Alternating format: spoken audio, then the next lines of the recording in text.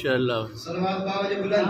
اللہم صلی اللہ محمد و آل محمد.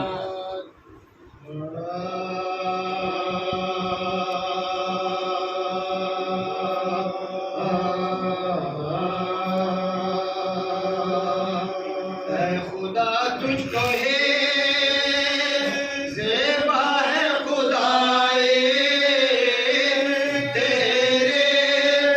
اے خدا تجھ کو ہی زیبا ہے خدائے تیرے. اور بے نیازے تو کسی نے بھی نہ پائے تیرے.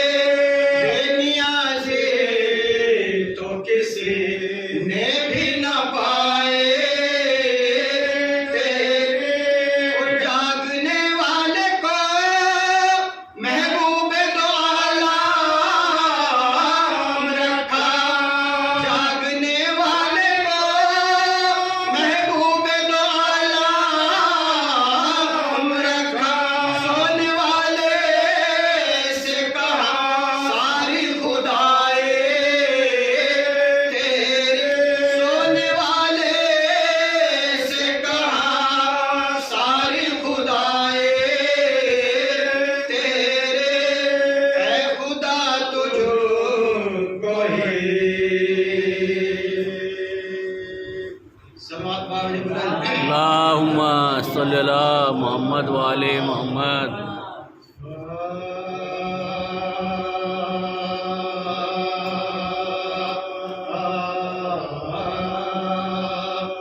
حیدر کا عشق صاحب ایمان بن گیا. حیدر کا عشق صاحب ایمان بن گیا. گزر کوئی بنا کوئی سلمان بن گیا. گزر کوئی بنا کوئی سلمان بن گیا. اور سچائیاں نثار علی کی زبان پر. سچائیاں نثار علی کی زبان پر. جو آ گیا زبان پر قرآن بن گیا. جو آ گیا زبان پر قرآن بن گیا. حیدر کا عشق صاحب. صلوات باوجہ بلند. اللہم صلی اللہ محمد و آل محمد.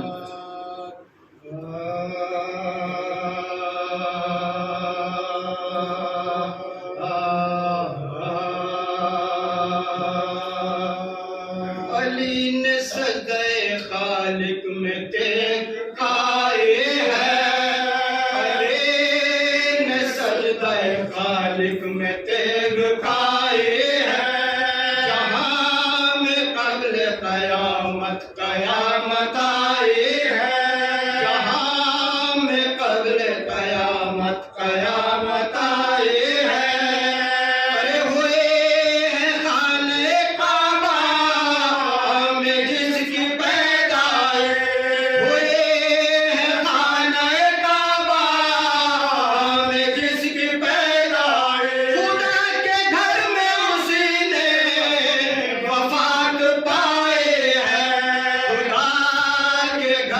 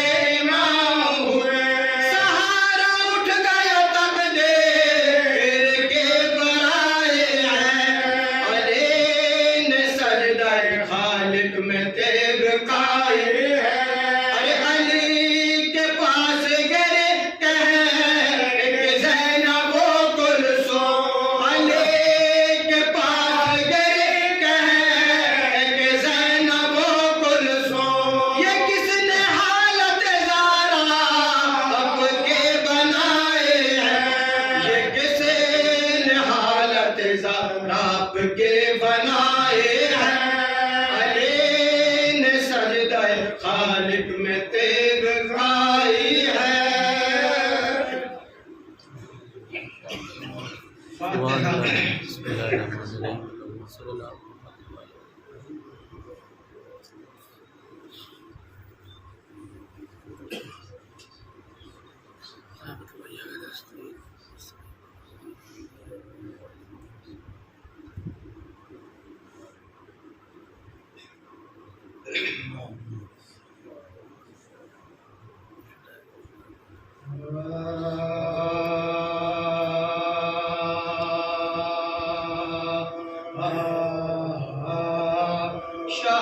شہادت کا بیان ہے اے دوست حیدر کی شہادت کا بیان ہے ماتم کیے ہے فضل کے مائے رمضان ہے رم کہیں ہے کہیں محشر کا سما ہے ملتے ہیں فلک عرش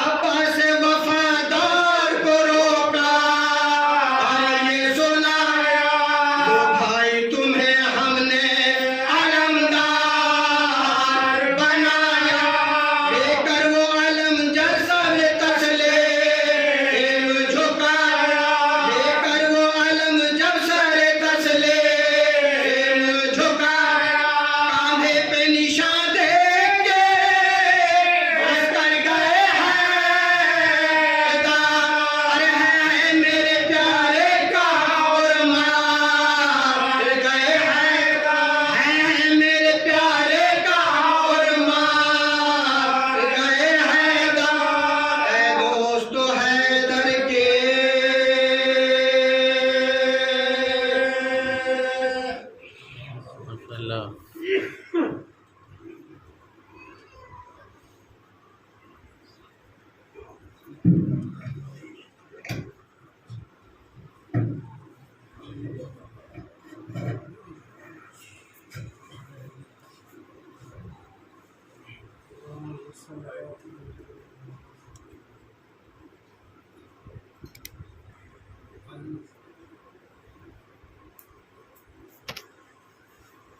بالله من الشيطان الرجيم بسم الله الرحمن الرحيم الحمد لله الذي هدانا لهذا وما كنا لنهتدي لولا أن هدانا الله لقد جاءت رسل ربنا بالحق الصلاة والسلام على أشرف الأنبياء والمرسلين مولانا ومولى الثقلين جد الحسن والحسين أبي القاسم اللهم صل على محمد وآل محمد السلام على أهل بيته الطيبين الطاهرين المعصومين المظلومين المنتجبين المنتخبين ولعنة الله على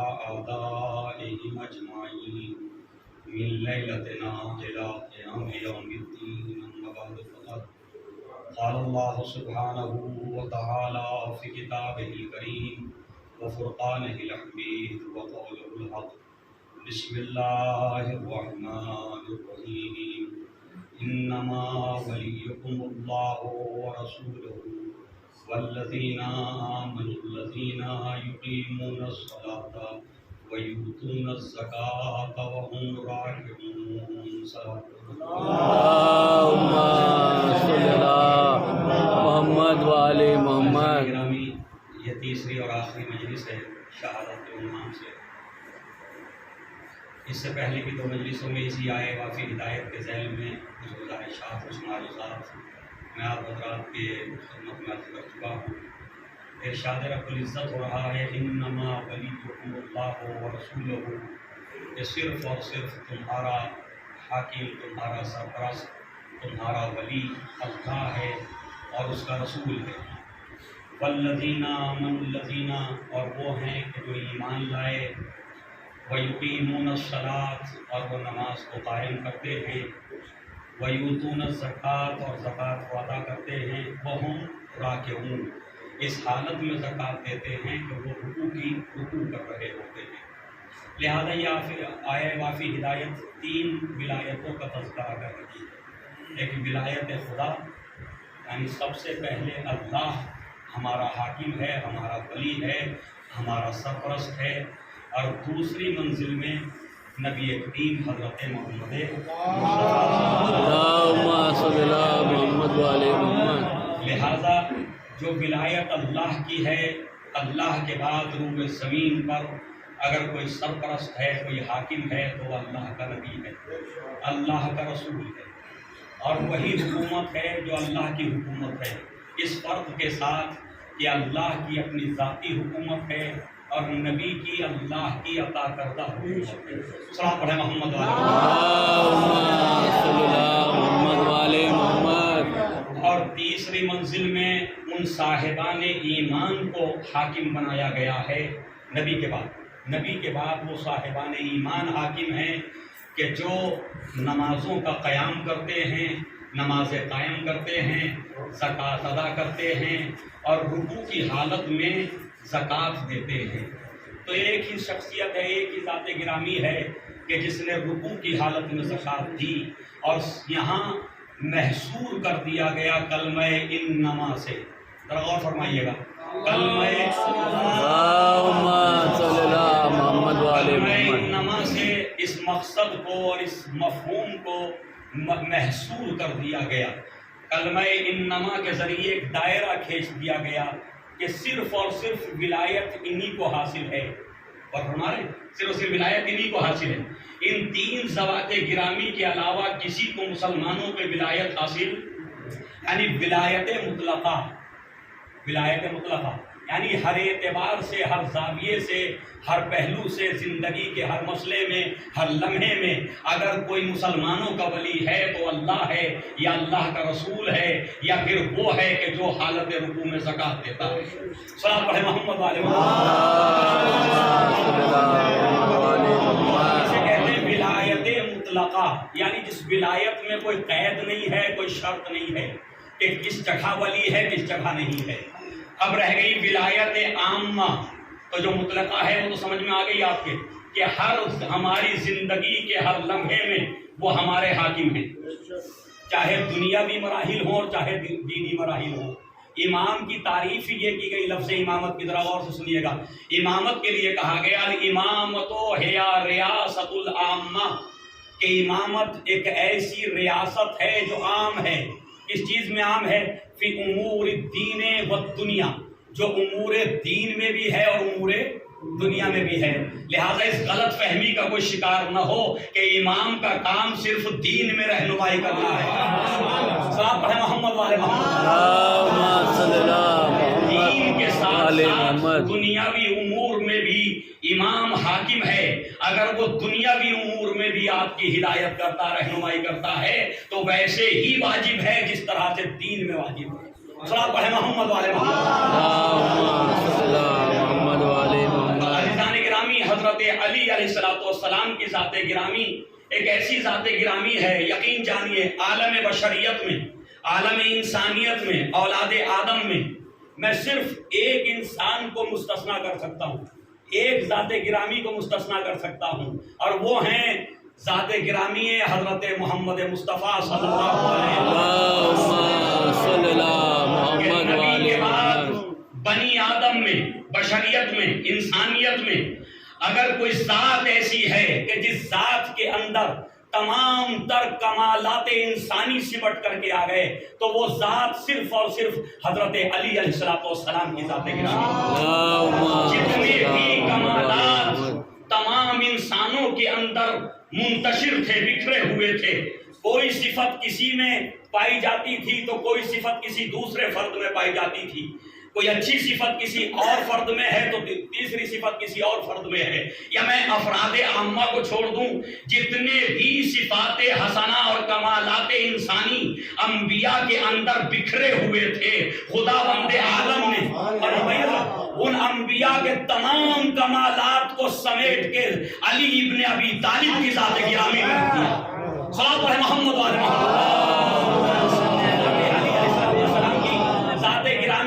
تمام انبیاء کی جو ہے صفات حسنہ کو سمیٹ کے۔ اسی لیے نبی کریم نے فرمایا اگر کوئی آدم کو دیکھنا چاہتا ہے، کوئی موسیٰ کو دیکھنا چاہتا ہے، کوئی عیسیٰ کو دیکھنا چاہتا ہے، کوئی مجھے دیکھنا چاہتا ہے تو وہ علی ابن ابی طالب پہ نظر رکھے، اس میں آدم بھی نظر آئیں گے، موسیٰ و عیسیٰ بھی نظر آئیں گے، تمام انبیاء نظر آئیں گے۔ لہذا وہ گلدستہ جو بکھرا ہوا تھا اسے سمیٹ کے علی کی ذات میں رکھ دیا۔ اسی لیے تو ہم کہتے ہیں کہ کسی نبی کو ایک صفت ملی ہوگی لیکن علی کو وہ ساری صفتیں ملی جو انبیاء اور رسولوں میں بکھری ہوئی تھی۔ صلاۃ پڑھے محمد والے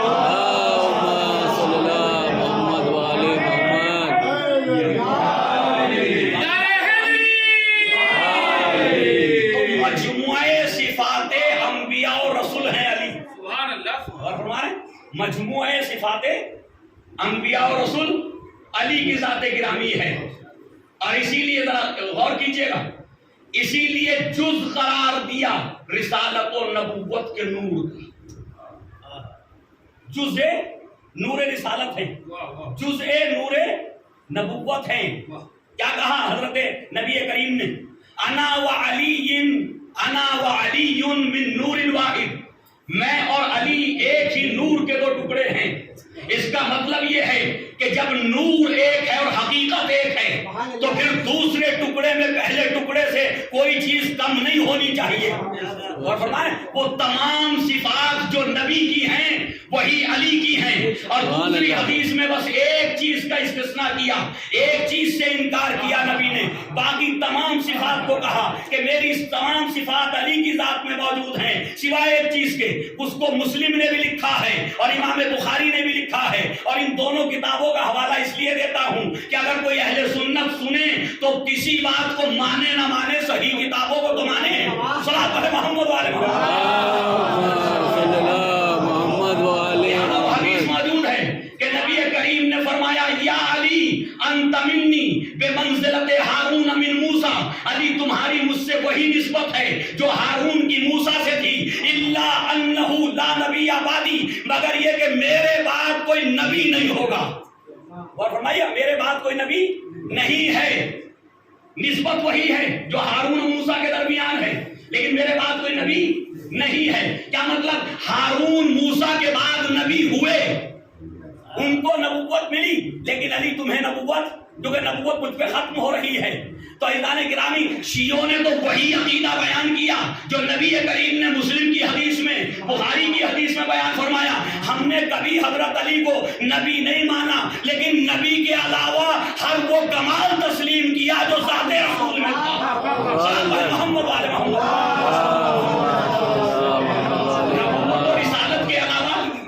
نبوت و رسالت کے علاوہ ہر وہ کمال، ہر وہ صفت جو ذات رسول میں تھی، ہم نے وہ حضرت علی میں تسلیم کی کہ اگر نبی معصوم ہیں تو علی بھی معصوم ہیں، نبی ولی ہیں تو علی بھی ولی ہیں، نبی مولا ہیں تو علی بھی مولا ہیں، نبی حاکم ہیں تو علی بھی حاکم ہیں۔ اور فرمائیے نبی خطا و نسیان سے پاک ہیں تو علی بھی خطا و نسیان سے پاک ہیں۔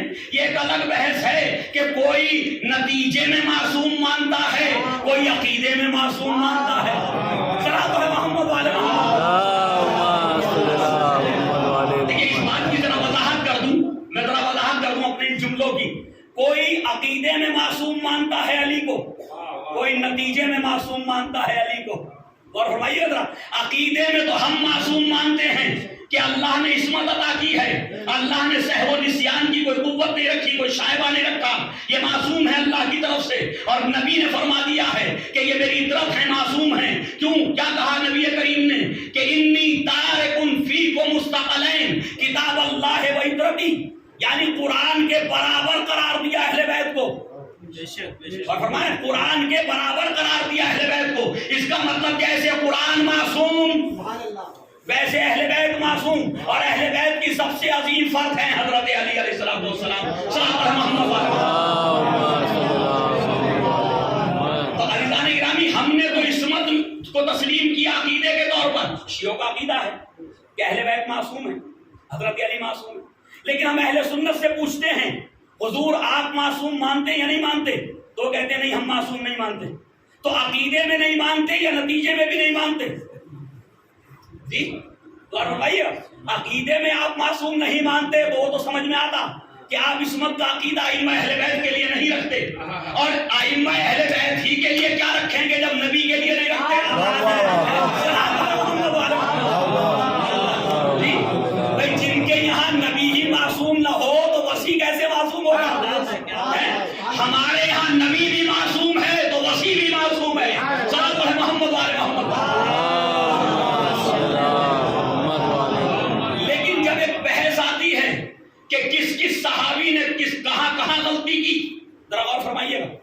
لیکن چونکہ صحابہ امت مسلمہ میں ایک محترم درجہ حاصل کر گئے، غور فرمائیے، امت مسلمہ کے درمیان ایک محترم درجہ مل گیا صحابہ کرام، صحابہ کو، صحیح ہے نا؟ اب وہ سبھی شامل ہو گئے اس میں، کیونکہ انہوں نے ایسی حدیثیں وضع کر دی، ایسی حدیثیں نبی کریم کی طرف منسوب کر دی کہ نبی نے فرمایا اصحابی کلہم نجوم، میرے تمام صحابہ ستاروں کے مثل ہیں۔ یہ حضور نے فرمایا، صحیح نا؟ میرے سارے صحابہ ستاروں کے مثل ہیں۔ ایہم اقتدیتم اہتدیتم، جس کی بھی اقتدا کرو گے، جس کی پیروی کرو گے، ہدایت پا جاؤ گے۔ یہ روایت آ گئی نا، ان کے یہاں موجود ہے۔ تو کہتے سب صحابی برابر ہیں، جس کی چاہو اقتدا کر لو، ہدایت پا جاؤ گے۔ ہم نے کہا ستاروں میں بھی تو سب برابر نہیں، کچھ دمدار بھی ہیں۔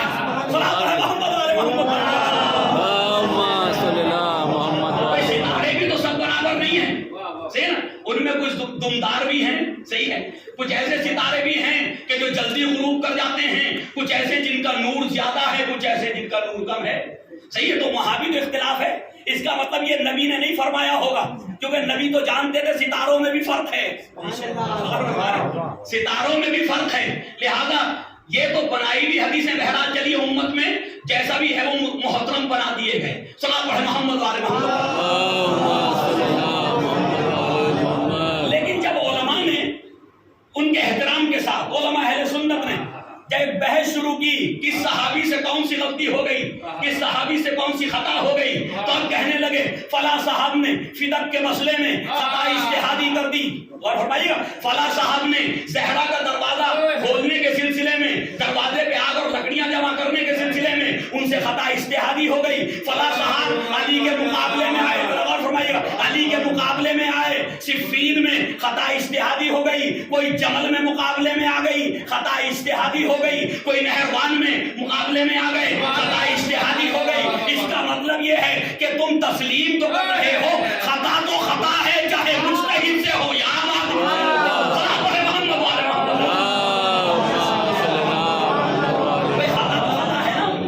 تسلیم تو کیا آپ نے، ان سے غلطی ہو گئی، ان سے خطا ہو گئی. اچھا جن مقابلوں میں صحابہ سے غلطیاں ہوئیں انہی مقابلوں میں دوسری طرف علی تھے. غور فرمائیے گا، بے مقابلہ تو تھا ہی علی کے ساتھ نا. تو صفین میں خطا اجتہادی ہو گئی، جمل میں خطا اجتہادی ہو گئی، فدق میں خطا اجتہادی ہو گئی. تو ہر جگہ خطا اجتہادی ہوئی کس سے؟ صحابہ سے. صحابہ سے خطا اجتہادی ہوئی نا.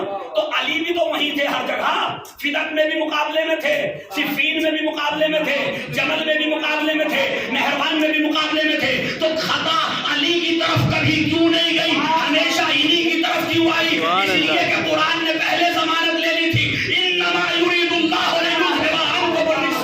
کہتے صلاۃ محمد وعلی محمد. یہ ہمیشہ خطا انہی لوگوں کی طرف کیوں گئی صحابہ؟ کبھی حضرت علی خطا پہ کیوں نہیں نظر آتے؟ تو میں کہہ رہا تھا کہ ہم تو عقیدے میں معصوم مانتے ہیں، اہل سنت نتیجے میں معصوم مانتے ہیں. ایک بار صلاۃ پڑھیں محمد والے محمد. اہل سنت حضرات حضرت علی علیہ السلام کو نتیجہ زندگی میں معصوم مانتے ہیں. اور فرمائیے عقیدے کا معصوم پھر بھی نتیجے کے معصوم سے ہلکا ہوتا. اور فرمائیے گا کیونکہ جو عقیدے کا معصوم ہے اس پہ تو اشکال ہو سکتا، لیکن جو نتیجے میں بھی معصوم ہو اس پہ کوئی اشکال. صلاۃ پڑھیں محمد والے محمد. تو صرف اور صرف یہ ذات گرامی مولا کائنات ہے کہ 1,24,000 صحابہ کی اتنی بڑی تعداد. اور فرمائیے گا 1,24,000 صحابہ. اب آپ کہیں گے مولانا یہ آپ کو تعداد کہاں سے ملی؟ کتابوں میں لکھی ہوئی تو ہے نہیں کتنے تھے. ہے کہیں کسی نے کوئی روایت پڑھی کہ نبی کے صحابی کتنے تھے؟ نہیں ہے. تو مولانا آپ کہاں سے کہہ رہے ہیں 1,24,000؟ تو میں غدیر سے کہہ رہا ہوں. غور فرما رہے ہیں، مجھے بھی کوئی روایت نہیں ملی کہ صحابہ کتنے تھے، لیکن غدیر سے پتا چلا کہ نبی کے آخری حج میں 1,24,000 تھے.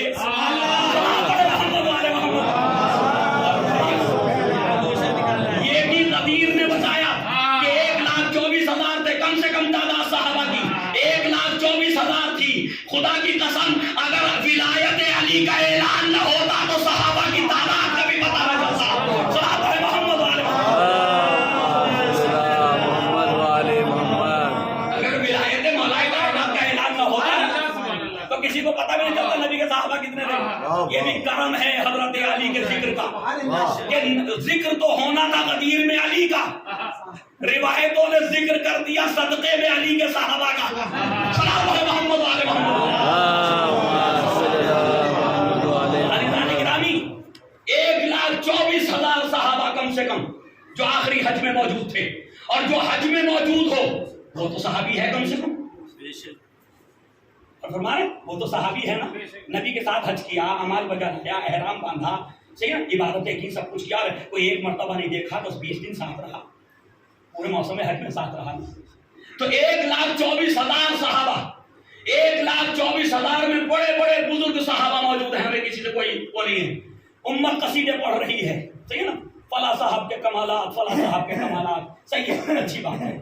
لیکن جوش ملی آبادی نے یادوں کی بارات میں جب مولا کائنات حضرت علی علیہ السلام کو خراج عقیدت پیش کیا، یادوں کی بارات الٹی پڑھی جاتی، بڑی مجبوری اس کی ہے. صلاۃ پڑھے محمد و آل محمد. تو جب حضرت علی علیہ السلام کو خراج عقیدت پیش کیا تو وہاں یہ جملے لکھے کہ بڑے زمانے کے بعد دانشوروں نے، صاحبان علم نے ایک فیصلہ کیا، اور وہ یہ کہ کسی بھی نسل میں 4 نسلیں ایک جیسی نہیں ہوتی. اور ہمارے 4 نسلیں ایک معیار کی نہیں ہوتی، نہ علم کے اعتبار سے، نہ تقوی کے اعتبار سے، نہ سیاسی اعتبار سے. یعنی جس پہلو میں کوئی ایک فرد ممتاز ہوتا ہے تو جب وہ ممتاز ہوتا ہے تو اس کے بیٹے میں یا تو کمی آ جاتی ہے یا تھوڑا اضافہ ہو جاتا، اور پوتے تک آتے آتے بالکل چینج ہو جاتا، اور پوتے تک تو اور چینجنگ آ جاتی. اور فرمائیے ہو سکتا ہے جو آج مجتہد ہو اس کا بیٹا مجتہد ہو جائے، لیکن یہ کہ ضروری نہیں تیسری نسل میں پوتا مجتہد ہو جائے. تو کہتے ہیں 4 نسلیں ایک معیار پہ نہیں آتی دنیا کے اندر، ایک معیار پہ نہیں آتی. پھر خراج عقیدت پیش کرتے ہوئے کہتے ہیں یہ بھی صرف اور صرف خون ابو طالب کی طہارت ہے. یہ صرف اور صرف خون ابو طالب کی طہارت ہے کہ دانشوروں کے بنائے ہوئے اس فیصلے کو توڑ دیا ذات مولا کائنات نے کہ ایک نہیں، ابو طالب کا جس معیار پہ پہلا تھا اسی معیار پہ دوسرا آیا، اسی پہ تیسرا آیا، اسی پہ چوتھا آیا، اسی پہ پانچواں آیا. اور ہمارے یعنی ایسا معیار قائم کیا کہ قیامت تک نسل کا معیار گرنے نہیں پایا.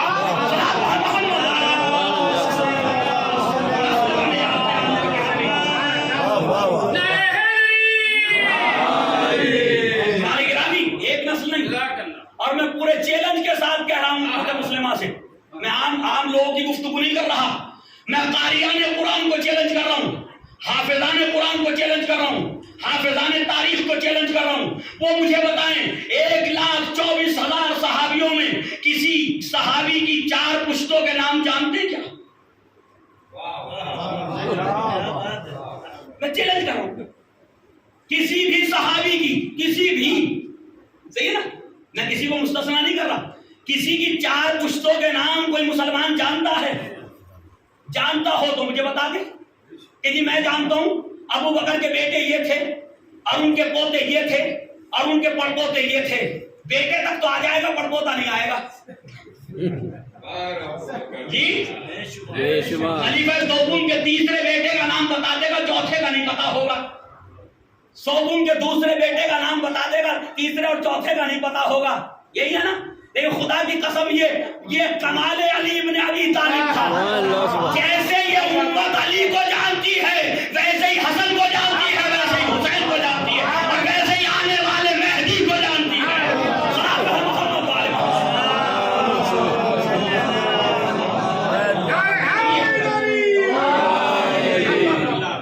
یہ ہے کمال حضرت علی علیہ السلام. ایسی ذات گرامی، اور یہ بات بھی بڑی عجیب انداز میں آپ کے سامنے رکھ رہا ہوں، ایسی ذات گرامی جس میں ازداد جمع ہو گئے. پتہ نہیں یہ لفظ عربی کا آپ میں کیسے اس کی وہ کروں کہ ازداد جمع ہو گئے، زدیں جمع ہو گئی. زدیں عام طور پہ جمع نہیں ہوتی. دن ہوگا تو رات نہیں ہوگی، رات دن کی ضد ہے. صحت ہوگی تو بیماری نہیں ہوگی کیونکہ ضد ہیں آپس میں ایک دوسرے کی. اندھیرا ہوگا تو روشنی نہیں ہوگی. یہ سب ہے نا، یہ ضدیں ہیں. لیکن ازداد جمع ہو گئے ذات علی علیہ السلام میں. کیسے کہ جو میدان جنگ کا شجاع تھا، جس کی شمشیر سے، جس کے میدان میں اتر جانے سے بڑے بڑے بہادروں کے لعابے دہن خشک ہو جاتے تھے، وہ انسان کہ جو ہمیشہ میدان میں شمشیر زنی کرتا ہو، بڑے بڑے بہادروں کے سر اتارتا ہو، جب وہی انسان جو ہے وہ کسی بازار میں گزرتا تھا، کسی رونے والی کی آواز آ جاتی تھی، کسی بچے کے رونے کی آواز آ جاتی تھی تو اس کے پیر ایسے زمین پہ جم جاتے تھے. یعنی وہی جو میدان جنگ میں تلوار چلاتا تھا وہ اسی طرح سے اس کی آواز کو سن کر کے ٹھہر جاتا تھا. साहब है मोहम्मद वाले मोहम्मद। तो एक तरफ वो शुजाअत, एक तरफ ये बच्चे का गिरिया, दोनों एक दूसरे के लिए जिद हैं, लेकिन ये कि ठहर जाते थे कदम हजरत अली अलैहिस्सलाम की इसकी फरियाद सुनने के लिए। और एक और मैं आपके सामने एक बात रखता हूं, ये भी जोश मलियाबादी ने कहीं लिखा है, मैंने पढ़ा है, और कीजिएगा कि एक हाथ में जितनी तेजी के साथ तलवार चलती है उतनी तेजी के साथ कलम नहीं चलता। जिस हाथ में जो हाथ शमशीर चलाना जानता हो वो जो है कलम चलाना नहीं जानता। लेकिन ये भी जो है वो मौलाए कायनात ने इसको भी तोड़ दिया, इस कानून को भी तोड़ दिया कि देखो हो सकता है कि कोई ये काम ना कर सकता हो लेकिन अली कर सकते हैं। जितनी तेज अली के हाथ में तलवार चलती थी उतनी ही तेज अली के हाथ में कलम चलता था। तलवार को देखना हो तो बद्र ओहद में कत्ल होने वालों को देखो, तो कलम को देखना हो तो नहजुल बलागा के मखदूम जनाब है मोहम्मद वाले अली के लेकर से रज़ान गिरामी। कैसा खतीब, जरूरी नहीं कि आलिम हो और आलिम के साथ खिताबत भी हो, नहीं होता ना ऐसा। बड़े बुजुर्ग उलमा खिताबत नहीं जानते, यही है ना, इल्म है, कोई आप उन पे एतराज नहीं कर सकते कि इल्म नहीं है उनके पास। खिताबत कोई जरूरी नहीं है कि इल्म ही के जरिए हो। पता नहीं पैगाम पहुंचा या नहीं पहुंचा। चरब ज़बानी भी खिताबत का नाम है। साहब मोहम्मद वाले मोहम्मद। तो जरूरी नहीं है कि इल्म होगा तो खिताबत भी होगी, लाजिम मलजूम नहीं है। खुदा की कसम ये अली की ज़ात गिरामी है कि जितना बड़ा आलिम है उतना ही बड़ा खतीब भी है। जितने बड़े आलिम हैं उतने ही बड़े खतीब भी हैं। अली के सामने कोई फसीह व बलीग कलाम करने वाला मौजूद नहीं था। तमाम दुनिया ने तस्लीम किया, अपनों ने भी तस्लीम किया, गैरों ने भी तस्लीम किया। इसीलिए उस कलाम का नाम ही नहजे बलागा रख दिया कि यही वो रास्ता है जो बलागत का रास्ता है, यही वो रास्ता है जो फसाद का रास्ता है। लिहाजा मेरे मौला ने देखिए आज 1400 साल के बाद अगर हम किसी की मजलिस को रिकॉर्ड करना चाहें तो बहुत आसान है, आसान है ना। असबाब मुहैया हो गए, टेक्नोलॉजी बहुत आगे बढ़ गई। ये सामने कैमरा रखा हुआ, ये आराम से जो मैं कह रहा हूँ वो सब रिकॉर्ड हो रहा है ना, तो बात आसान है। उसके बावजूद भी सारी मजलिस रिकॉर्ड नहीं होती। कभी बानी मजलिस के कहने से हो जाती हैं, कभी खतीब की अपनी फरमाइश से हो जाती है वो तो भाई तो फरमाइश करने लगे ना। सलात पर मोहम्मद वाले मोहम्मद। उन्हें भी ऐसा लगता है कि जब हम पढ़ रहे हैं तो शोहरत तो होनी चाहिए। सही, ये शोहरत का जज्बा तो हर एक दिल में है और ये कोई बुरी बात नहीं है, वो सही अच्छी है। तो कभी खतीब की फरमाइश, कभी बानी मजलिस की फरमाइश, कभी किसी का शौक, सही है ना। तो ये तीन ही चीजें मुहर्रिक होती हैं कि ये मजलिस रिकॉर्ड हो जाए। तो ये 1400 साल के बाद फिर भी वही मजलिसें रिकॉर्ड करते हैं लोग कि जिनमें कुछ मिल रहा हो और जिनमें कुछ बयान ही ना किया जाए तो एक के बाद खुद ही कैमरा बंद हो जाएगा कि मौलाना तो कुछ पढ़ ही नहीं रहे, यानी इनके ज़ौक़ के मुताबिक नहीं पढ़ रहे। अच्छा, जब असबाब मुहैया न थे रिकॉर्डिंग के 1400 साल पहले कलम व दवात, और तो कोई सबब ऐसा नहीं था जिसके जरिए हम रिकॉर्डिंग कर सकें, कलम व दवात थी सिर्फ। तो असबाब मुहैया नहीं थे रिकॉर्डिंग करने के, लेकिन न जाने मिंबरे कूफा पे बोलने वाला कैसा बोल रहा था, न जाने किस अंदाज में गुफ्तगू कर रहा था मिंबरे कूफा में कि उसकी हर जुमला रिकॉर्ड हो गया। जबकि असबाब मौजूद नहीं थे, रिकॉर्डिंग सारी आ गई। जो कुछ मिंबर से कहा था वो भी नहजुल बलागा में है, जो कलम से लिखा था वो भी नहजुल बलागा में है। साहब है मोहम्मद वाले मोहम्मद। कुछ दे रहा था तभी तो रिकॉर्ड हो रहा था कि लोग याद कर करके जा रहे थे खुतबे, याद करते थे, दोहराते थे, बच्चों को याद कराते थे कि अली ने फरमाया। तो ज़ात गिरामी ये है, ज़ात गिरामी मौलाए कायनात हज़रत अली अलैहिस्सलाम। किस तरह से मौलाए कायनात के अंदर वो सिफतें कि जो एक दूसरे के साथ जमा नहीं होती वो ज़ात गिरामी मौलाए कायनात में जमा हो गई।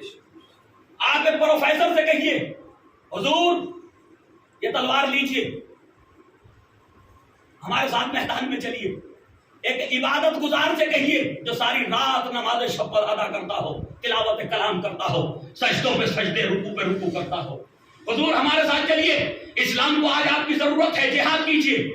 تو وہ کہے گا میرا کام تلوار چلانا نہیں ہے، میرا کام قلم چلانا ہے. یہی ہے نا. ایک عبادت گزار کہے گا میرا کام عبادت کرنا ہے، میدان جنگ میں جانا نہیں. جاؤ میدان میں تم جاؤ، دعا میں کروں گا. صلوات علی محمد وعلی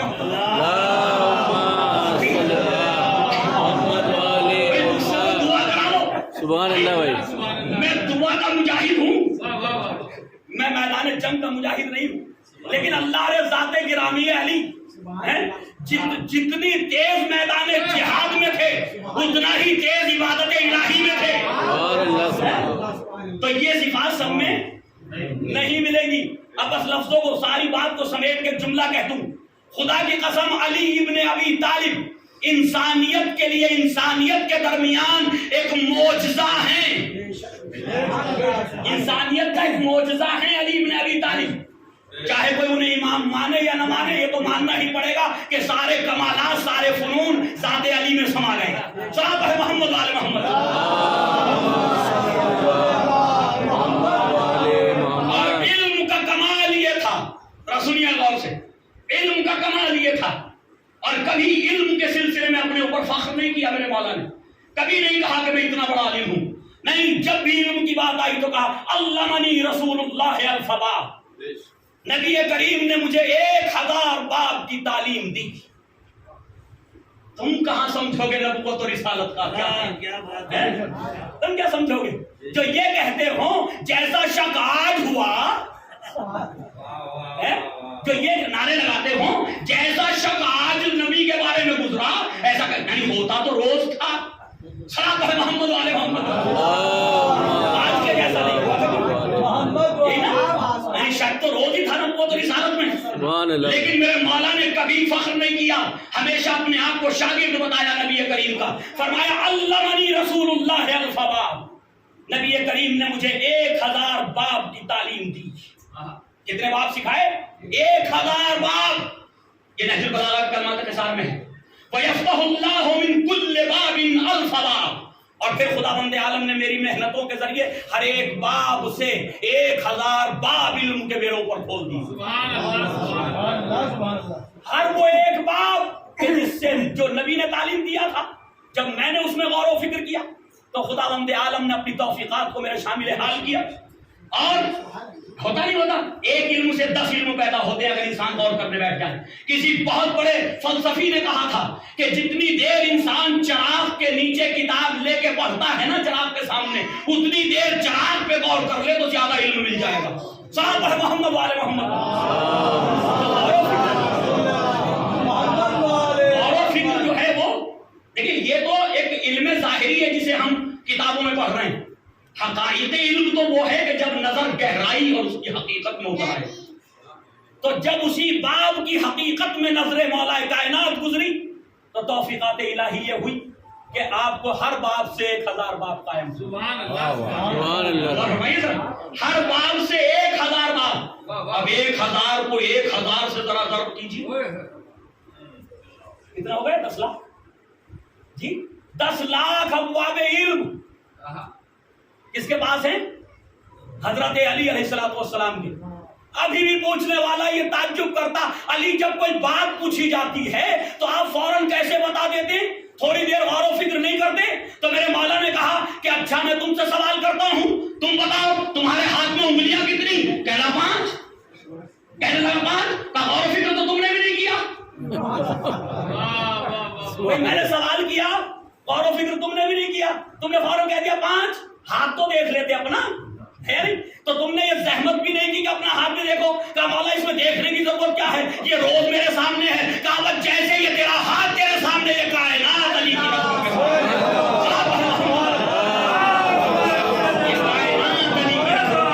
سبحان اللہ.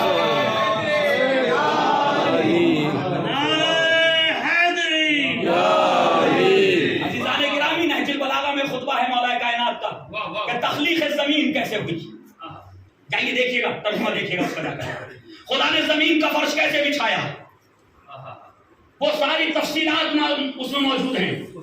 جب اہل یورپ نے، وہاں کے دانشوروں نے، وہاں کے پڑھے لکھے لوگوں نے مولا کائنات کے اس خطبے کو پڑھا اور اسے سمجھنے کی کوشش کی تو ایک ان میں سے چیخ اٹھا کہ ایسا لگتا ہے کہ آج جو سائنس ثابت کر رہی ہے فرش بچھانے کے لیے، زمین کو بچھائے جانے کے لیے کہ اس کے نیچے پانی کیسے لایا گیا، اس میں جو ہے وہ بادل کیسے اس سے بنے اور وہ سب کچھ ہوا، وہ ذکر مولا کائنات فرمانے. تو کہتا 1400 سال پہلے جب کوئی زمین کے فرش کے بارے میں جانتا نہیں کہ یہ کیسے بچھا ہوگا. بھائی آج تو ٹیکنالوجی ہے، آج تو سائنس ہے، ہم سمجھ رہے ہیں ہر چیز کو کہ پہلے کیا ہوا، اس کے بعد کیا ہوا، اس کے بعد کیا ہوا، تجربات سے پتہ چل رہا، علم سے پتہ چل رہا. لیکن 1400 سال پہلے نہ سائنس تھی، نہ علم تھا، نہ ٹیکنالوجی تھی، تو کس نے بتایا علی کو؟ اور جو کچھ علی 1400 سال پہلے منبر کوفہ پہ کہہ رہے تھے وہی آج سائنس ثابت کر رہی ہے. تو اس کا مطلب یہ ہے کہ ایسا لگتا کہ یا تو یہ دنیا علی نے بنائی ہے، اور اگر یہ علی نے نہیں بنائی تو کم سے کم یہ بنتے ہوئے دیکھ ضرور رہا تھا.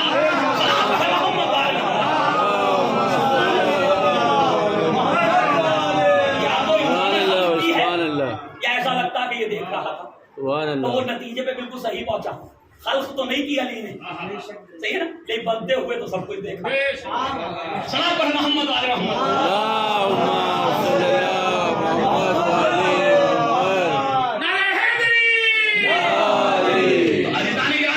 علمنی رسول اللہ الفبا، 1000 باب کی تعلیم کی نبی کریم نے مجھے.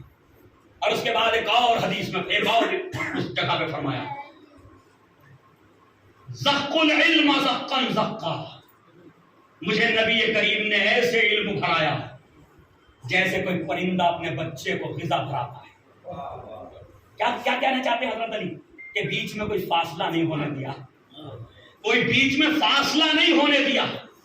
جیسے نبی کریم کو اللہ سے علم ملا تھا بغیر فاصلے کے مستق منتقل ہو گیا. سبحان اللہ. اور فرمایا بغیر فاصلے کے مستق منتقل ہو گیا. تو عزیزان گرامی یہ ہیں حضرت علی علیہ السلام کی ذات. صلوات پڑھیں محمد والے محمد.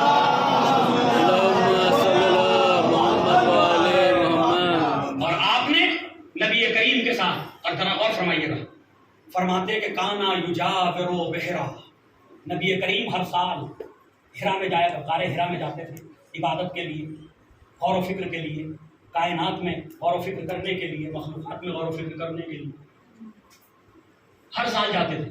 اور میں بھی ساتھ ہوتا تھا، اور فرمائیے گا میں بھی ساتھ ہوتا تھا. ایک روز میں نے سنا رنت الشیطان، شیطان کے رونے کی آواز کو سنا. میں نے شیطان کے رونے کی آواز کو سنا. ایک مرتبہ میں نے کہا یا رسول اللہ یہ آواز کیسی ہے؟ یہ شیطان رو رہا ہے. تو کہا علی ترا ما ارا، تم ہر وہ چیز دیکھتے ہو جو میں دیکھتا ہوں. سبحان اللہ. یہ نہج البلاغہ موجود ہے. ترا ما ارا، جو میں دیکھتا ہوں علی وہ تم دیکھتے ہو. تسمع ما اسمع، جو میں سنتا ہوں وہ تم سنتے ہو. اور اس کے بعد یہ بیان کرنے کے بعد امت مسلمہ کے درمیان خطبہ دیتے ہوئے اب میرے مولا نے یہاں 2 جملے کہے، ذرا غور سے سنیے گا. کنت ارى نور النبوہ ونور الوحی، میں غار ہرا میں نور نبوت کو دیکھتا تھا، نور وحی کو دیکھتا تھا. پتہ نہیں پیغام پہنچے گا یا نہیں پہنچے گا. نور وحی کو دیکھتا تھا اور نور نبوت کو دیکھتا تھا. واشم ریح النبوہ ریح الرسالہ، اور میں رسالت کی خوشبو کو محسوس کرتا تھا. میں رسالت کی خوشبو کو محسوس کرتا تھا. یہ نہیں کہا حضرت علی نے میں محمد کے نور کو دیکھتا تھا، میں رسول کے نور کو دیکھتا تھا. اور فرمائیے گا کیا کہا کہ میں نبوت کے نور کو دیکھتا تھا، میں رسالت کی خوشبو محسوس کرتا تھا. نبی دیکھے جانے کی چیز ہے، نبوت دیکھے جانے کی چیز نہیں ہے. سبحان اللہ. اور فرمائیے نبوت کو کوئی نہیں دیکھ سکتا، وحی کو کوئی نہیں دیکھ سکتا. وحی جب آ جائے گی اور وہ حرفوں کی شکل لے لے گی تب جو ہے آپ اس کے عکس کو دیکھ سکتے ہیں. یہ قرآن عکس سے وحی ہے، وحی نہیں ہے. صلوات پڑھیں محمد والے محمد.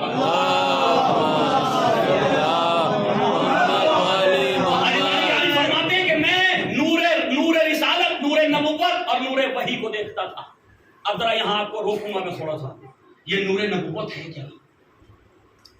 یہ خوشبو رسالت ہے کیا؟ بھئی یہ دعویٰ اگر کوئی کرتا اور فرمایا تو سب سے زیادہ حق کسے تھا اس دعوے کو کرنے کا؟ اگر یہ جسم رسول کی خوشبو ہوتی. اور فرمائیے تو سب سے زیادہ بڑا دعوے دار کون ہو سکتا تھا؟ ازواج رسول. پتہ نہیں بات پہنچی. ازواج رسول سب سے بڑی دعوے دار ہوتی کہ ہم نبی کی خوشبو سونگتے تھے، صحیح ہے نا؟ تو ازواج رسول سب سے بڑی دعوے دار ہوتی، لیکن ازواج رسول نے کبھی دعویٰ نہیں کیا ہم نے نور وحی کو دیکھا، ہم نے رسالت کی خوشبو کو سونگا، کیونکہ ان کے ساتھ نبی تھا، وہ نبی کو دیکھتی تھی، رسالت کو نہیں۔ وہ نبی کو دیکھتی تھی، رسول کو دیکھتی تھی، رسالت و نبوت کو نہیں۔ اور یہ رسالت و نبوت کوئی ایسی شے نہیں جو دیکھی جا سکے۔ اب آپ کے سامنے میں قرآن سے دلیل دے رہا ہوں کہ خداوند عالم سے جناب موسیٰ، قوم تو بڑی ضدی تھی، لوگ کہتے ہیں بڑے جھگڑالو تھے، بڑے ضدی تھے موسیٰ کی قوم کے لوگ۔ میں کہوں کہ امت مسلمہ سے بھی زیادہ ضدی تھے۔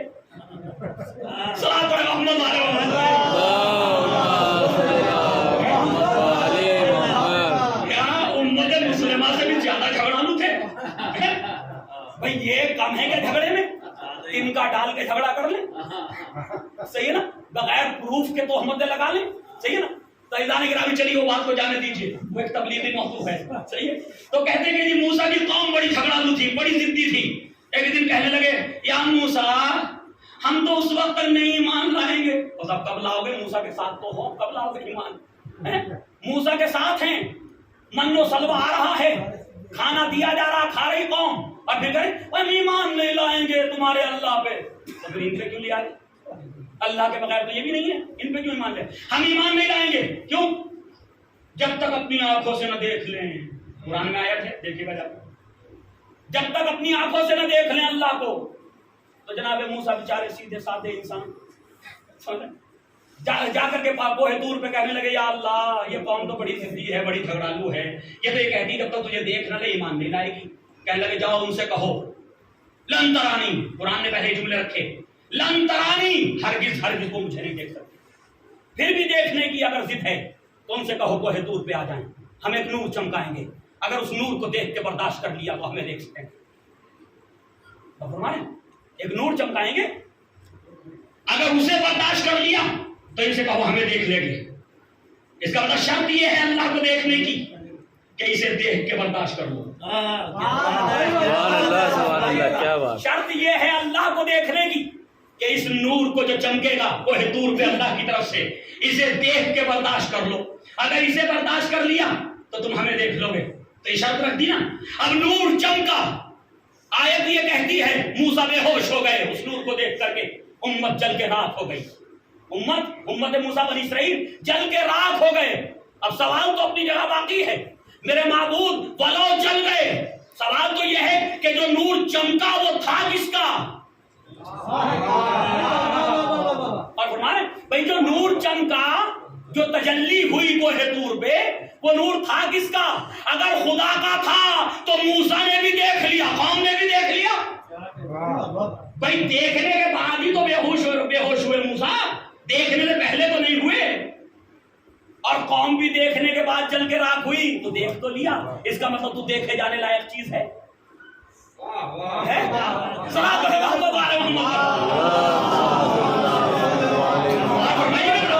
اس کا مطلب یہ کہ تو دیکھے جانے لائق ہے، تو نظروں میں درد ہو سکتا ہے، تو اسی لیے تو کہا نا ہم ایک نور چمکائیں گے، اگر اسے دیکھ لیا۔ میرے معبود تیرے پاس موسیٰ کے زمانے میں کس کا نور تھا جسے موسیٰ بھی دیکھ کے برداشت نہ کر سکے، جسے قوم دیکھ کے راکھ ہو گئی؟ شاید نہیں آواز آئے، نادان وہی تھا جس کے لیے میرے حبیب نے مکے کی مسجد میں فرمایا تھا اول ما خلق اللہ نوری، اول ما خلق اللہ نوری، سب سے پہلے خدا نے میرے نور کو خلق کیا، تو محمد کا نور۔ ابھی نور ایک ہے، ٹکڑوں میں تقسیم نہیں ہوا۔ ابھی نور ایک ہے، جو محمد کا ہے وہی علی کا ہے، جو علی کا ہے وہی زہرا کا ہے، جو حسن کا، جو زہرا کا وہی حسن حسین کا۔ تو ابھی نور ایک ہے، تقسیم نہیں ہوا۔ تو جب چمکایا گیا تو اس میں نور علی بھی تھا، نور زہرا بھی تھا، نور حسن بھی تھا، نور حسین بھی تھا۔ تو جس نور کو دیکھ کے موسیٰ جیسا اولی العزم بے ہوش ہو جائے، اسے کوئی زوجہ کیسے درد کرے؟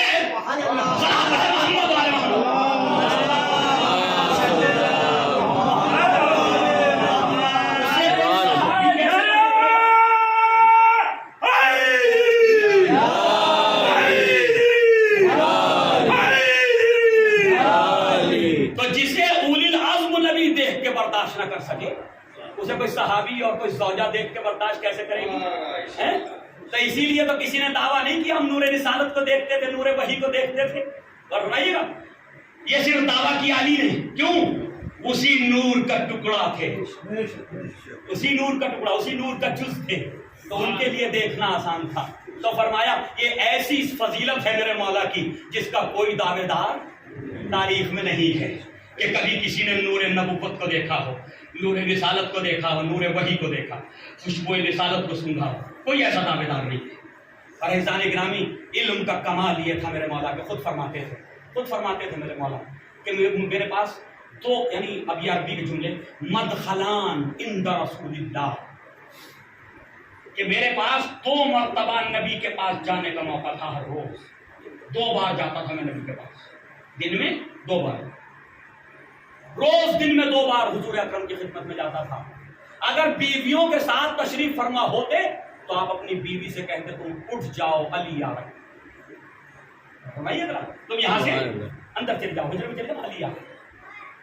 اور جب میں بیٹھتا تھا تو جو کچھ قرآن نازل ہوا ہوتا اس وقت تک، جو میری غیبت میں نازل ہوتا، اس کو نبی کریم مجھے تعلیم دیتے، مجھے بتاتے علی یہ آیت نازل ہوئی، اس آیت کا مطلب یہ ہے، اس آیت کا مفہوم یہ ہے. یہ موقع کسی صحابی کو نہیں ملا، کسی زوجہ کو نہیں ملا. اب آپ کہیں گے جو ہمیشہ ساتھ رہی ان کو کیوں نہیں ملا؟ ان کو اس لیے نہیں ملا کہ جب نبی سفر میں ہوتے تھے تو وہ گھر میں ہوتی تھی. جب نبی سفر میں ہوتے تھے، میں کوئی بھی مبالغہ نہیں کر رہا کسی بھی بیان میں، غور فرمائیے، خطابت نہیں ہے، حقیقتیں ہیں یہ. جب نبی سفر میں ہوتے تھے تو بیوی گھر میں ہوتی تھی، اور علی ساتھ ہوتے تھے ہر سفر میں، ہر جنگ میں. اور جب گھر میں ہوتے تھے تو علی بھی 2 مرتبہ گھر میں ساتھ ہوتے تھے. غور فرمائیے، تو سب سے زیادہ موقع کسے ملا؟ لیکن حدیثیں کتنی آئیں حضرت علی سے؟ غور فرمائیے حضرت، سب سے پہلے ساتھی ہیں، اعلان نبوت کے دن سے موجود تھے علی حضرت نبی کریم کے ساتھ. ایک روایتیں کتنی صحیح ستہ کے اندر 125 روایتیں. غور فرما رہے ہیں ذرا، یہ بھی ہمارے نوجوان ذرا ان بحثوں کو بھی سنا کریں. ایک انسان اعلان نبوت سے لے کے وصال کے وقت تک، حتیٰ کہ نبی کریم کی روح قبض ہوئی تو آپ کا سر مبارک حضرت علی کے زانو اقدس میں تھا. تو جو اتنا طویل سفر ساتھ رہا ہو اس سے 125 روایتیں. جو 2.5 سال کے لیے آیا ہو نبی کی خدمت میں اس سے 4000 روایتیں. خیبر کے سال آئے تھے جناب، پتہ نہیں نام تو جانتے ہوں گے سبھی. خیبر کے سال 7ویں سن ہجری میں آئے تھے جناب. دوست کے رہنے والے تھے یمن کے، وہاں سے آئے تھے خیبر کے سال. 3 سال باقی تھے 2.5 سال نبی کی زندگی میں. اور اب جو کمال کیا جناب نے، معاویہ کے اشارے پہ حافظہ اتنا تیز ہو گیا کہ اب جو ہے وہ جو نہ سنا تھا وہ بھی سنا دیا نبی کی طرف نسبت سے. صاحب محمد والے محمد 4,500 حدیثیں صحائف ستہ کے اندر، 4,500 حدیثیں ایک آدمی سے 2.5 سال کے اندر. ہم نے علماء اہل سنت سے پوچھا جو پہلے دن سے نبی کے ساتھ آخری دن تک رہا، حضر میں بھی رہا، سفر میں بھی رہا، جنگ میں بھی رہا، امن میں بھی رہا، اس کے وہ 125 روایتیں، 125 حدیثیں، اور جو 2.5 سال رہا اس سے 4,500 حدیثیں. تو کہنے لگے وہ ہوا یوں، ایک روز اصحاب صفہ جو صفے پہ بیٹھے ہوئے تھے، یہ بھی انہی اصحاب میں سے تھے، اصحاب صفہ میں سے جن پہ خدیجہ کی دولت خرچ ہوتی تھی. صحابہ محمد والے محمد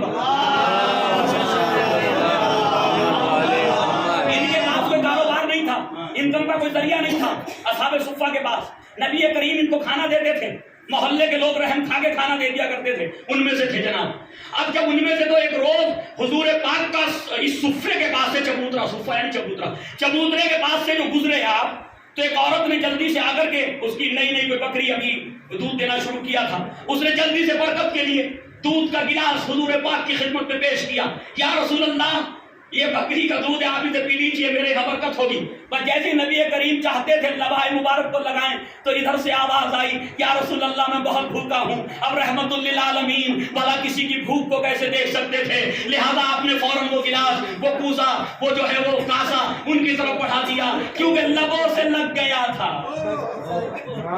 تو یہ کیا تعبیر کی جاتی ہے، کیسے کیسے قصیدے پڑھے جاتے ہیں، لبوں سے مس ہونے کے قصیدے، لبوں سے لگ گیا تھا وہ گلاس، وہ لبوں سے لگا ہوا گلاس، وہی دودھ جب انہوں نے پی لیا تو اتنا تیز حادثہ ہو گیا، جو کچھ سنا سب ریکارڈ ہو گیا، سب کچھ ریکارڈنگ ہو گئی۔ اچھا لبوں سے گلاس مس ہو جائے تو اتنا تیز حادثہ، ارے جسے زبان چساتے ہو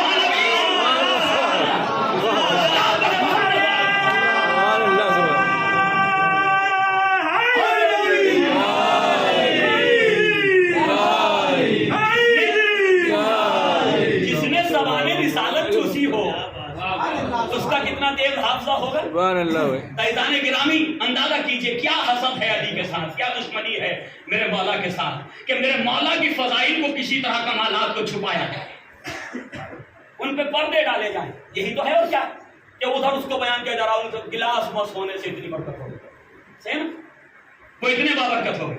یہاں حضرت علی فرماتے ہیں کہ مجھے لقمے بنا بنا کے چبا چبا کے میرے منہ میں رکھتے تھے، خود چباتے تھے نبی کریم جب میں بچہ تھا، اور پھر وہ چبا کے، جیسے ماں چبا کے دیتی چھوٹے بچے کو، ٹھیک نا، ویسے ہی چبا کر کے اسے جو ہے تھوڑا نرم کر کے اس کے بعد مجھے کھلاتے تھے۔ تو علی کا حافظہ کتنا تیز ہونا چاہیے، اور فرمائیں فیضان گرامی یہ ہے علم مولا کائنات، یہ علم مولا کائنات، اور جو کچھ علی نے کہہ دیا وہ ہو کر کے رہا۔ ایک تو ہوتا علم ظاہری علم کہ کل کیا ہوگا، آج کیا ہوگا، ابھی کیا ہوا، یا پہلے ماضی میں کیا ہوا، گزشتہ ایام میں کیا ہوا، وہ بھی علم ہے، لیکن ایک یہ کہ جو ابھی ہوا ہی نہیں، جو ابھی وجود میں عمل میں آیا ہی نہیں، اس کی خبر دینا، نیسم میری محبت میں تمہارے ہاتھ کاٹے جائیں گے، دی خبر نہ دی، کمیل میری محبت میں تمہیں قتل کیا جائے گا، رشید حجری میری محبت میں تمہیں سولی دی جائے گی، دے رہے ہیں نا خبروں پہ خبریں، غیب کی خبریں۔ تو یہ غیب کی خبریں دینا یہ وہ علم ہے کہ جو کسبی نہیں ہو سکتا، جسے کوئی حاصل نہیں کر سکتا، یہ یقیناً علم الہی سے جو سرچشمہ علم الہی کا ہے وہی متصل ہے، کہ حضرت علی علیہ السلام غیب کی خبریں دے رہے ہیں۔ تو یہ علم مولا کائنات کا، اسی لیے کسی نے نہیں کہا تاریخ میں، صحیح، کسی نے نہیں کہا، منبر پہ کھڑے ہو کے کوئی دعوے دار نہیں ہوا آج تک، سلونی سلونی قبل ان تفقدونی، پوچھ لو جو کچھ پوچھنا ہے۔ ذرا غور فرمائیے گا، ذاکرین ہمارے اس جملے کو پڑھ کر کے ذرا ترجمے میں تھوڑا سا جذباتی ہو جاتے ہیں، غور فرمائیے گا، فرماتے سلونی سلونی قبل ان تفقدونی، جو کچھ پوچھنا پوچھ لو اس سے پہلے کہ تم مجھے کھو دو۔ یہ نہیں کہ میں تمہارے درمیان سے چلا جاؤں، یہ ترجمہ نہیں عربی زبان کے اعتبار سے، تفقدونی کا مطلب ہے کھو دینا۔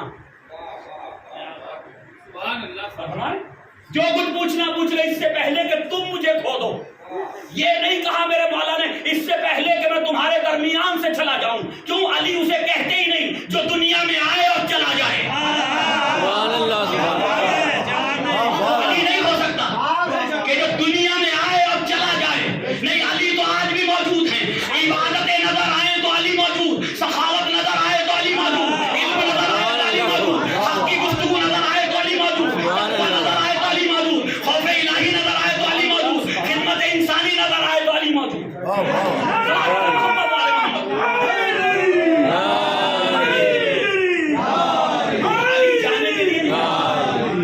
علی جانے کے لیے نہیں آئے تھے، علی تو آج بھی موجود ہیں، کوئی علی کو دیکھنا چاہتا حق کی گفتگو کرے علی نظر آئیں گے، کوئی دیکھنا چاہتا مظلوم کی حمایت کرے، دیکھنا چاہتا علی ہے یا نہیں ہے، یہی ہے علی، یہی جہاں ہم ہیں یہی ہے علی، مظلوم کی حمایت کے لیے بڑھو علی فوراً سامنے آ جائیں گے، یہی ہے نا، ظالم کے خلاف کھڑے ہو جاؤ علی سامنے آ جائیں گے، دین اسلام کی بقا کے لیے 4 پیسے خرچ کرو علی کی سخاوت تمہارے سامنے آ جائے گی۔ تو علی جانے کے لیے نہیں ہے، علی تو ہمارے درمیان ہے، یہ ہماری آنکھوں کی خطا ہے کہ ہم دیکھ نہیں پا رہے. صلاۃ پڑھیں محمد والے محمد.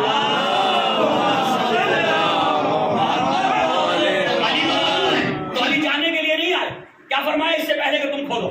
جب تم میرے ہوتے ہوئے میری بات کو نہیں سمجھتے تو جب میں تمہارے درمیان میں رہوں گا مجھے کھودو گے, پھر کیا سمجھو گے کہ علی نے کیا کہا تھا؟ پھر کیسے سمجھو گے؟ یہ مقصد ہے.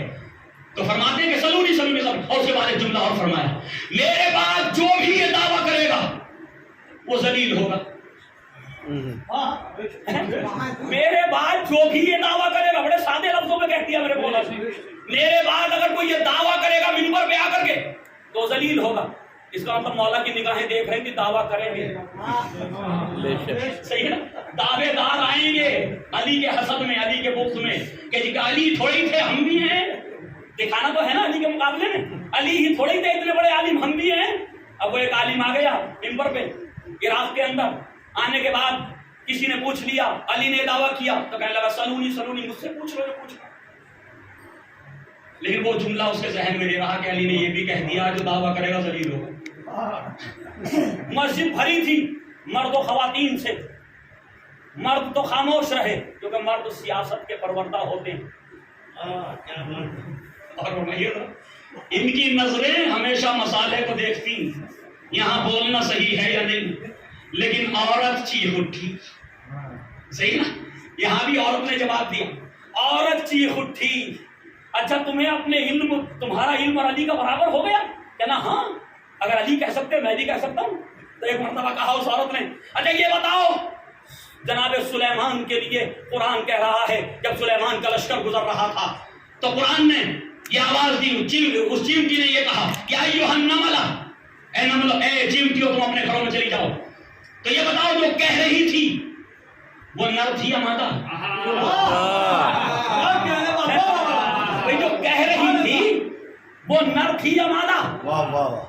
اب مبہوت ہو گیا. قرآن تو 1000 مرتبہ پڑھا تھا, قرآن تو 1000 مرتبہ پڑھا. حفظ بھی ہوگا کیونکہ حفظ کا بھی چلن چلا رہا نا, تو حفظ بھی ہوگا. قرآن ایسا نہیں کہ نہیں ہوگا, لیکن بغض علی میں یہ بھول گیا کہ قرآن اس کو نر بتاتا یا مادہ.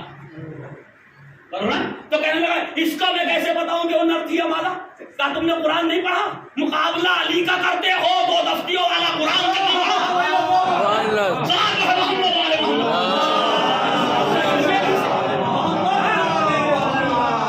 دفتیوں والا قرآن نہیں پڑھا. قرآن میں تو موجود ہے قالت النمل, یہ قالت کا لفظ بتا رہا کہ مؤنث تھی. اگر قالا ہوتا تو یہ نر ہوتا. قالت ہے عربی کے اعتبار سے جو مؤنث کا صیغہ ہے. کہتے ہیں مبہوت ہو گیا. اس عورت نے نیچے سے کہا میرے علی کو کوئی جھٹلا نہیں سکتا, انہوں نے پہلے ہی کہہ دیا تھا جو دعویٰ کرے گا ذلیل ہو سکے گا.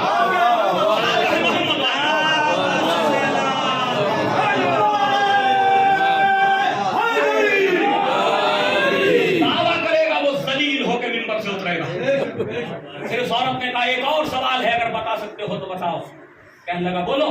وہ اس نے غصہ آ گیا تو غصے میں کہنے لگا یہ عورت اور مردوں کے درمیان اپنے شوہر کی اجازت سے آئی ہے یا بغیر شوہر کی اجازت کے؟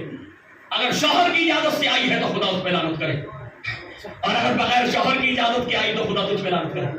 تو ایک مرتبہ اس بیوی نے کہا, اور جو جنگ جمل میں گئی تھی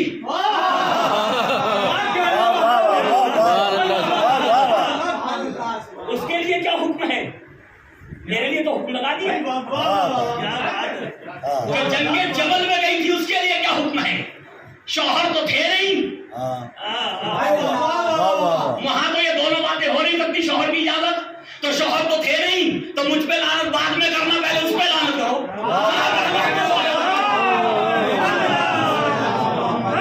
یقین اپنی مرضی سے گئی نا جی. ارے میری اتنا روتی تھی ابو العالم مودودی بیچارے خلافت و ملوکیت میں ذکر کرنے کے بعد بڑے روئے. ابو العالم مودودی بھی بہت روئے, ان کے رونے کے ساتھ ساتھ بہت روئے بیچارے, بہت گریا کیے. کہنے لگے بہت افسوس تھا ام المومنین کو اپنے اس کام پر, اتنا گریا کرتی تھی جمل سے واپسی پر کہ دوپٹہ آنسوؤں سے بھر جاتا تھا. دوپٹہ بھر جاتا, تر ہو جاتا تھا آنسوؤں سے. اتنا گریا کرتی تھی، پشیمانی تھی، شرمندگی تھی. اچھا شرمندگی تھی. آئیے ہم تاریخ سے پوچھتے ہیں کتنی شرمندہ تھی جنگ جمل کے بعد. اپنے غلام کا نام عبد الرحمن ابن ملجم رکھ لیا علی کے قتل کے بعد. عبد الرحمن کے نام سے پکارنے لگی. کسی عورت نے پوچھا ام المومنین اس کا نام عبد الرحمن تو نہیں تھا. غور فرمائیے گا، اس کا نام، ہم تو پہلے بھی آپ کی خدمت میں آئے ہیں، آپ کے غلام کا نام عبد الرحمن تو نہیں ہے، کچھ اور نام تھا. کہنے لگی جب سے عبد الرحمن ابن ملجم نے علی کو قتل کیا مجھے اس نام سے پیار ہو گیا. ابو العلا مودودی وہ توبہ کہاں چلی گئی، وہ پشیمانی کہاں چلی گئی. علی سے اتنا بغض کہ اپنے غلام کا نام بھی عبد الرحمن رکھ دیا. اور ہمارے عزیزان گرامی کون سمجھے گا ذات گرامی مولا کائنات کو. اول مظلوم من امام صادق علیہ السلام فرماتے ہیں کہ اسلام کے سب سے پہلے مظلوم ہمارے جد نامدار حضرت علی علیہ السلام، اسلام کے پہلے مظلوم کہ جن کا حق غصب کیا گیا، جن کو جو ہے گوشہ نشینی پہ مجبور کر دیا گیا، جن کے مقابلے کے لیے لشکر پہ لشکر آنے لگے. تو اول مظلومین کا لفظ ہے زیارت. گرامی اندازہ کی کب میں ایک روایت آپ کے سامنے پیش کر کے اور جلدی سے بیان شہادت پہ آ رہا ہوں. کیوں؟ اس لیے کہ کافی وقت ہو گیا اور ماشاءاللہ سے روزے دار ہیں سب یہاں پر. خداوند عالم سبھی کے روزوں کو اور دعاؤں کو مناجاتوں کو. عزیزان گرامی غور سے سنیے گا ذرا. ایک کتاب ہے جو عبید اللہ امرتسری نے لکھی ہے. تحقیق کی تو ضرورت ہے اس روایت کی، میں نہیں کہہ رہا کہ بالکل محقق ہے، تحقیق کی ضرورت ہے، لیکن روایت بڑی عجیب ہے. وہ لکھتے ہیں کہ حضرت علی علیہ السلام نے اپنی زندگی میں امام حسن مصطفیٰ اپنے بیٹے کو بلایا اور بلانے کے بعد یہ وصیت کی. میرے لال، کتاب کا نام ہے ارجب المطالب فی فضائل علی ابن ابی طالب، یہ کتاب کا نام ہے. وہ کہتے ہیں کہ بلانے کے بعد کہا میرے لال حسن، میں نے اسلام اور شریعت محمدی کی حفاظت، کلمہ الہی کلمہ توحید کی بقا کے لیے اپنی تلوار سے 10,000 لوگوں کو قتل کیا. کتنے؟ 10,000 لوگوں کو میں نے اپنی تلوار سے قتل کیا. ابھی اپنی تلوار سے مراد یہ بھی ہو سکے ہے کہ میری قیادت میں جنگ ہوئی. بس ہمارا یہ بھی ہو سکتا ہے، ضروری نہیں کہ وہ ذوالفقار ہی سے مارے گئے ہوں، کیونکہ جس کی قیادت میں جنگ ہوتی ہے وہی قاتل کہلاتا، یہی ہوتا ہے عام طور پر. اور ہو سکتا تھا 10,000 حضرت علی نے اپنی تلوار سے بھی مار قتل کیے، کیونکہ صفین کے مارکے میں 70,000 60,000 آدمی قتل ہوئے.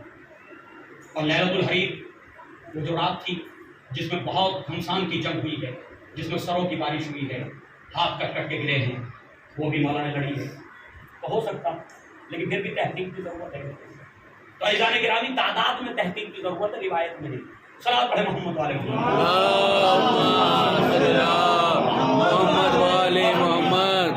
10,000 آدمی قتل کیے میں نے اس تلوار، میں نے اپنی دشمنوں کو. وہ میرے دشمن نہیں تھے، وہ اسلام کے دشمن تھے، وہ حضور پاک کے دشمن تھے، وہ اللہ کے دشمن تھے، کلمہ توحید کے دشمن تھے، دین کے دشمن تھے. میری اپنی دشمنی نہیں تھی حسن.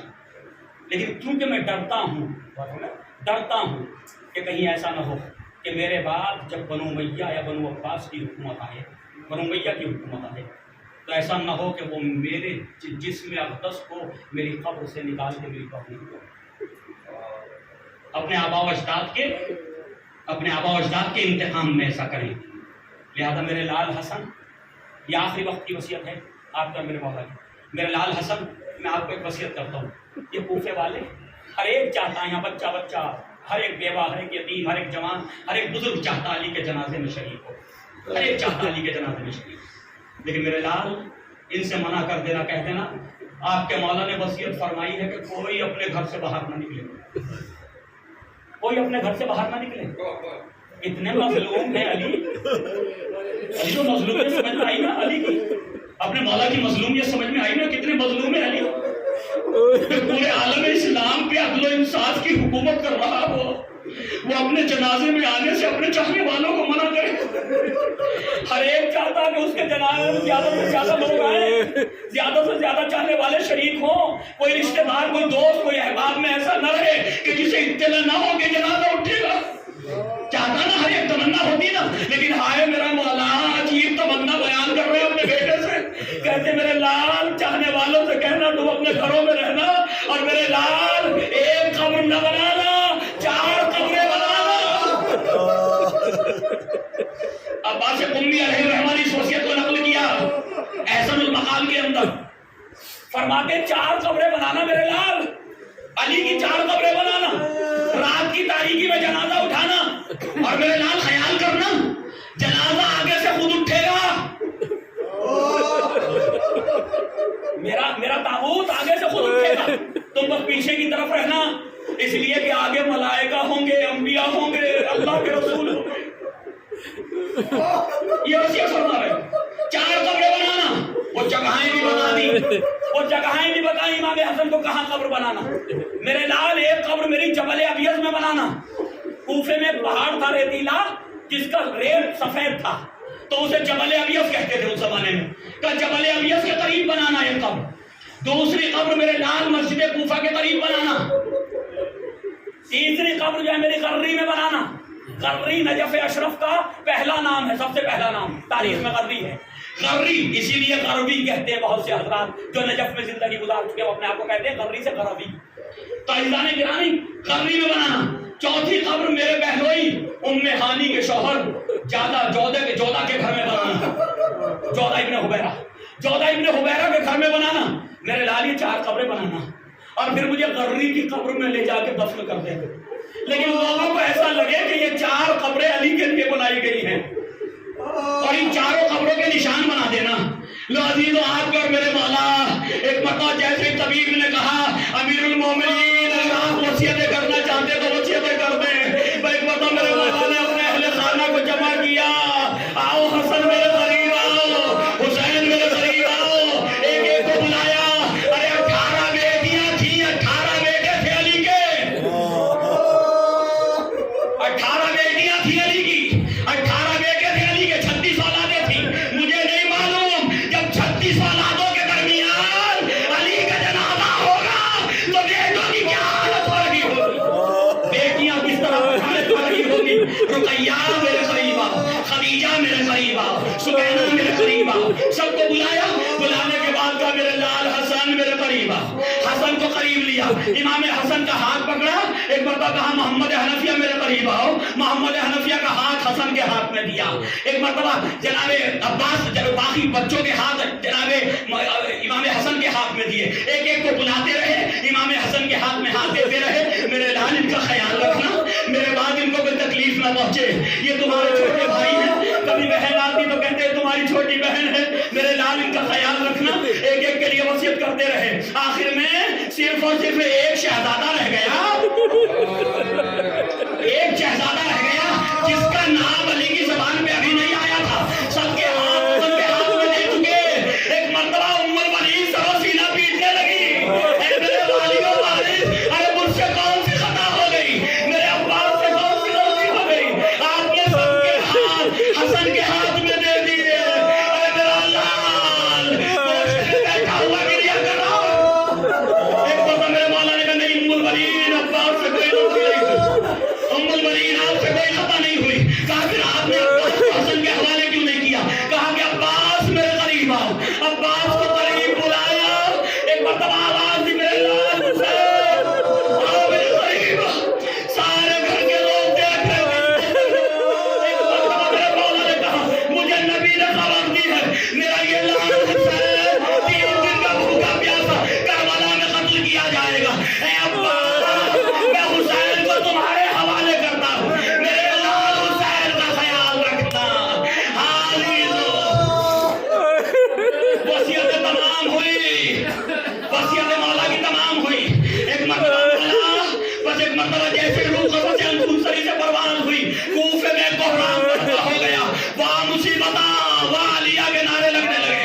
حاضر و رات کی تاریخ میں جنازہ اٹھا، خاص چاہنے والے جنازے میں شریک ہوئے، جنازے کو لے کر کے چلے، جیسے ہی بچی شہزادیاں جنازے کے پیچھے نکل کے چوکھٹ تک آئی، دروازے تک آئی، میرے مولا حسن نے جنازے کو چھوڑا، ایک مرتبہ شہزادیوں کے قریب آئے، اے شہزادی زینب، اے شہزادی ام کلثوم، بس اب اس سے زیادہ آگے نہ بڑھنا، ارے یہ وقت گوارا نہ تھا،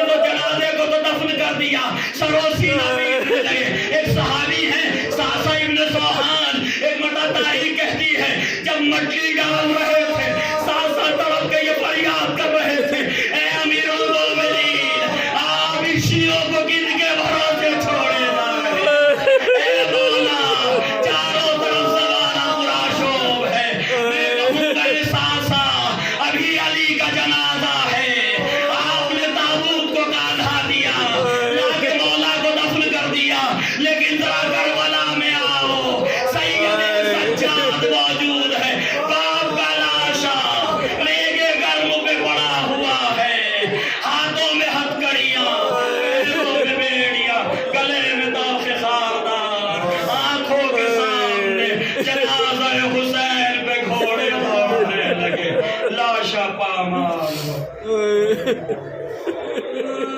بارلا محمد والے محمد کا واسطہ محمد والے محمد کے ذریعے سے مومنین کے درجات میں اضافہ فرما بارلا محمد والے محمد کا واسطہ بالخصوص پانی مجلس اور جن حضرات نے بھی اس مجلس کے فرش اعلیٰ کو بچھانے میں تعاون کیا ہے اور جو حضرات شریک ہیں سبھی کے مرحومین کی مغفرت فرما بارلا محمد والے محمد کا واسطہ ہمیں اور ہمارے مرحومین کو ماہ مبارک رمضان کی برکتوں میں شامل فرما بارلا محمد والے محمد کا واسطہ مرحومین کو وحشت برزخ اور وحشت قبر سے نجات عطا فرما میرے معبود ہمارے دامن اعمال میں نیکیاں کم ہیں گناہ زیادہ ہیں میرے معبود محمد والے محمد کی شفاعت سے محروم نہ کرنا بارلا محمد والے محمد کا واسطہ میرے معبود عالم اسلام میں جہاں جہاں بھی محبت اہل بیت رکھنے والے اور محبان اہل بیت ہیں عاشقان اہل بیت ہیں ان کی حفاظت فرما خصوص مزار شریف میں جو ابھی قتل عام ہوا ہے کل ہی کی خبر ہے مزار شریف میں مومنین کا پھر قتل عام ہو رہا ہے میرے معبود وہاں پر مومنین کی حفاظت فرما باہلا محمد والے محمد کا واسطہ میرے معبود ہم تو کربلا سے لے کے آج تک کربلا ہی میں کھڑے ہیں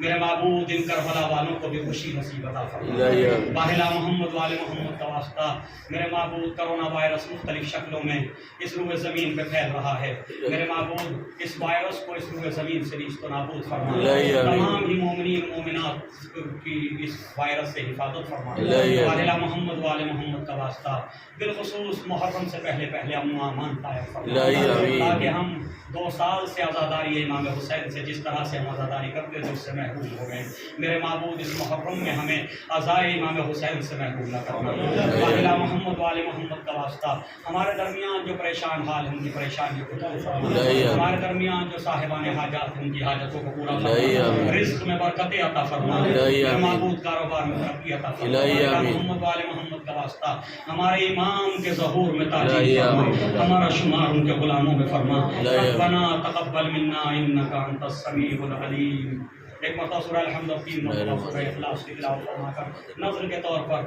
حضرت علی علیہ السلام تمام شہدائے کربلا اسیران کربلا معصومین علیہ السلام کی خدمت بابرکت میں نظر بسم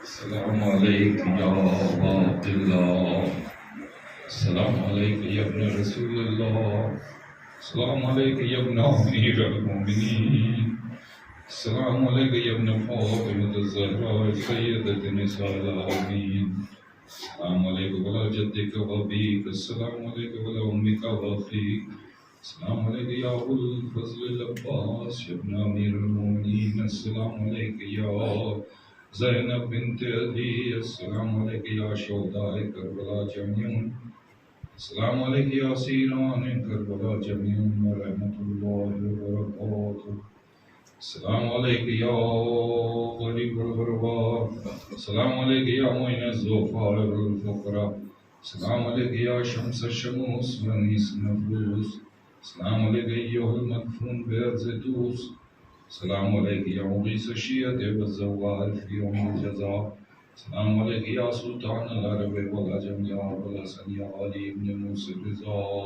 ورحمۃ اللہ وبرکاتہ السلام علیکم یا صاحب العصر والزمان علمان علمان علمان السلام علیکم یا مولانا خلیفۃ الرحمان السلام علیکم یا مظہر الایمان السلام علیکم یا شریک القرآن، السلام علیکم امام زمانہ، حاضہ جل فرجک و سہل اللہ مخرجک و ظہورک. السلام علیکم ورحمۃ اللہ وبرکاتہ. اللہ